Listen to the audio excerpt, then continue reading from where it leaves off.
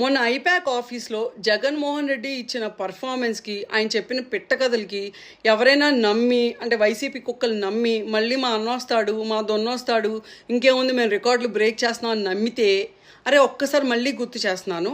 2014లో Jaganmohan Reddy just మా తండ్రి చనిపోయాడు, నన్ను అన్యాయంగా జైల్లో పెట్టాడని చెప్పి ఓదార్పు యాత్రతో ప్రతి ఇంటికి వెళ్ళి నన్ను మీ బిడ్డ అనుకోండి, నన్ను కాపాడండి అని చెప్పి ఆయన, వాళ్ళ సిస్టరు, వాళ్ళ మదరు, ఇంతమంది ఇంటింటికి వెళ్ళి కొన్ని కుటుంబాలకైతే డబ్బులు కూడా ఇచ్చి ప్రతి గుమ్మంకి వెళ్ళి బొగ్గలు నిమిరి వాళ్ళకి ముద్దులు పెట్టి ఇన్ని చేస్తేనే 67 సీట్స్ ఇచ్చారు. ఇది అప్పటికి జగన్మోహన్ రెడ్డి మీద ఒక సింపతి వేవ్ ఉండి, అమ్మో ఈయన మంచోడేమో అని ఎక్కడో మనసులో ఒక థాట్ ఉన్న జనాలు 67 సీట్స్ ఇచ్చారు.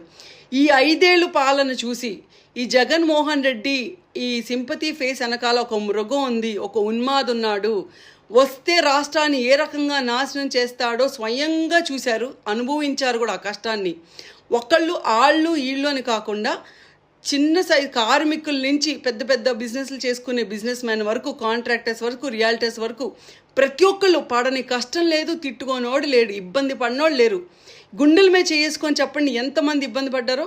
అంటే వీళ్ళందరూ కసిగా వచ్చి ఓటేసినా సరే మీకు ఓట్లు వస్తాయని చెప్పి అనుకోవటం, ఇది సొంత చెల్లి, సొంత తల్లి బయటకు వచ్చి మా అన్నయ్యే మా బాబాయిని చంపారు, వీడికి ఓటు వెయ్యొద్దు, ఇది ఒక దుర్మార్గపు పార్టీ అని చెప్పి వాళ్ళే స్వయంగా చెప్తున్నారు. ప్రజలు అనుభవించారు మీ ఇబ్బందులన్నింటినీ. ఇంత జరిగాక కూడా ఇంకా మేమేం వస్తామో, మా సీట్లు పెరుగుతాయి 150 కన్నా, అరే రాసి పెట్టుకోండి. ఆ రోజు 67 వచ్చినాయి కదా, అక్కడి నుంచి మీ కౌంట్ డౌన్ షురు కిందకి వెళ్తుంది. సో రాసి పెట్టుకొని దేవుణ్ణి ప్రార్థించండి. అన్నయ్య కనీసం ఒక 20-30 సీట్లు ఇచ్చి అసెంబ్లీలో ఉంచుకుంటే కనీసం అపోజిషన్ హోదా అయినా వచ్చింది ప్లీజ్ అని చెప్పి దేవుణ్ణి ప్రార్థించుకోండి. అండ్ అందరూ రెడీగా ఉండి, మీకున్న ఆప్షన్స్ ఒకటే, రేపు June 4 తర్వాత తిహార్కి వెళ్తారా, చెంచల్గూడకి వెళ్తారా, రాజమండ్రికి వెళ్తారా, ఈ 3 ఆప్షన్స్లో సెలెక్ట్ చేసుకొని అన్నయ్యతో పాటు వెళ్ళి అక్కడుండి అన్నయ్యకి సేవ చేసుకోండి. మీకు ఏమైనా ప్రేమ